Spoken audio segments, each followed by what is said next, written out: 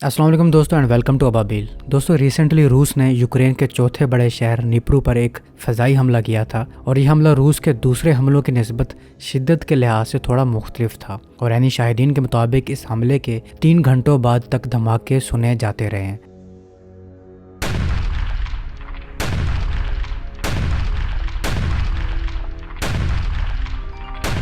इस हमले में इस्तेमाल होने वाला मिसाइल इतना ताकतवर था कि इसके बाद यूक्रेनी हुकाम ने कहा कि इस मिसाइल में बैनुल बराआज़मी वाली तमाम खसूसियात थी।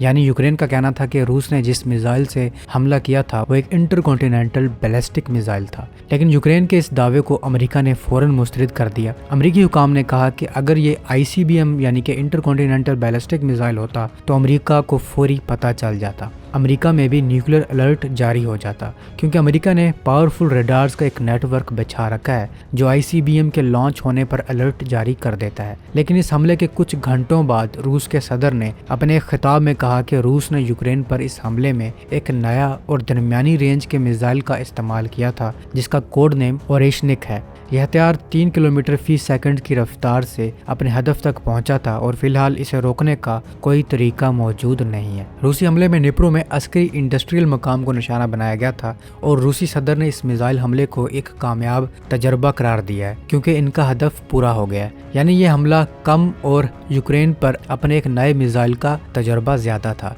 रूस ने इस मिसाइल में न्यूक्लियर वारहेड भी नहीं डाला था, लेकिन इस तजर्बे के साथ साथ रूस ने यूक्रेन और मगरबी हुकाम को ये पैगाम ज़रूर दे दिया है कि आगे जंग मज़ीद ख़तरे की तरफ बढ़ रही है जिसका अंजाम यूक्रेन की तबाही होगा। आखिर रूस का ये ओरेशनिक मिसाइल क्या है जिसे यूक्रेन में मौजूद मगरबी मशीनरी डिटेक्ट ही नहीं कर सकी और ना ही इससे पहले इन्हें इस मिसाइल के बारे में मालूम था। ओरेशनिक मिसाइल की कहानी शुरू होती है रूस के RS-24 यार्स से। अमेरिका सोवियत यूनियन के साथ की गई मिसाइल ट्रीटी ऑलरेडी तोड़ चुका था और अब अमेरिका के सदर बुश यूरोप में भी अपनी मिसाइल शील्ड डिप्लॉय करना चाहता था, जिसके जवाब में रूस ने 2007 में एक ऐसे मिसाइल का टेस्ट किया था जो कि RS-24 यार्स था जिसकी रेंज 12,000 किलोमीटर तक है और स्पीड मार्क 25 यानी कि आवाज़ की रफ्तार से 25 गुना, और एक नहीं बल्कि अपने साथ ये 3 वॉरहेड्स कैरी कर सकता है। ये वाकई अमेरिका के मिसाइल डिफेंस शील्ड का जवाब ही था क्योंकि इस मिसाइल को रोकना नामुमकिन है। यार्स को 2010 में रूस ने ऑपरेशनल किया और इसे सर्विस में शामिल किया।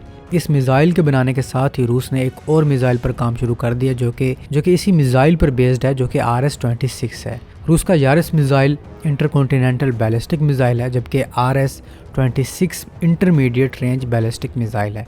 इंटरकॉन्टिनेंटल बैलिस्टिक मिसाइल्स की रेंज 5500 किलोमीटर से ज़्यादा होती है जबकि इंटरमीडिएट रेंज बैलिस्टिक मिसाइल्स की रेंज 3000 से 5500 या 6000 किलोमीटर तक होती है। तो रूस ने यारिस मिसाइल बनाया जो कि एक हैवी मिसाइल था, रेंज भी 12000 किलोमीटर तक थी। फिर रूस ने इस मिसाइल पर बेस्ड RS-26 बनाया जो इससे कम हल्का था और इसकी रेंज भी कम कर दी गई थी जो कि 5800 किलोमीटर तक हो गई। फिर रूस ने कम दूर वाले टारगेट्स के लिए एक और मिसाइल बनाया जो कि इसी RS-26 का वेरिएंट है जिसे ओरेशनिक मिसाइल कहते हैं। रूस ने इस मिसाइल के बारे में ज़्यादा कुछ शेयर नहीं किया, लेकिन एक्सपर्ट्स के अंदाजे के मुताबिक इसकी रेंज 3000 से 5000 किलोमीटर तक ही है और इस हमले के बाद रिपोर्ट से यह अंदाज़ा लगाया गया है कि इसकी स्पीड मार्क 10 तक है, यानी आवाज़ की रफ्तार से 10 गुना ज़्यादा।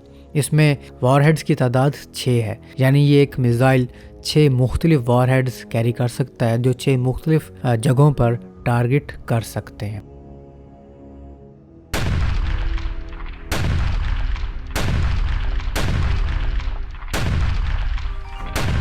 और इसे इंटरसेप्ट करना भी बहुत ज़्यादा मुश्किल है। Deputy pentagon press secretary Sabrina Singh के मुताबिक ये कोसी बैलिस्टिक मिसाइल है। कोसी बैलिस्टिक मिसाइल ऐसे बैलिस्टिक मिसाइल्स होते हैं जो लो ट्रैजेक्टरी में परवाज़ करते हैं और परवाज़ के दौरान ही मैनूवरिंग भी कर सकते हैं। ज़्यादातर ये बैलिस्टिक ट्रैजेक्टरी का इस्तेमाल तो करते हैं, लेकिन मिड एयर में ये अपना रास्ता भी चेंज कर सकते हैं और इंटरसेप्टर मिसाइल्स को डॉज कर सकते हैं।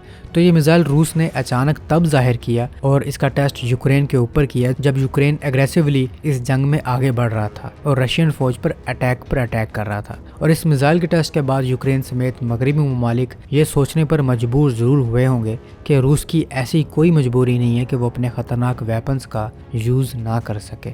आप इस बारे में क्या राय रखते हैं कमेंट सेक्शन में ज़रूर बताइएगा। तो मिलता हूँ एक नई और दिलचस्प वीडियो के साथ, तब तक के लिए अपने होस्ट बिलाल को इजाज़त दीजिए। अल्लाह हाफिज़।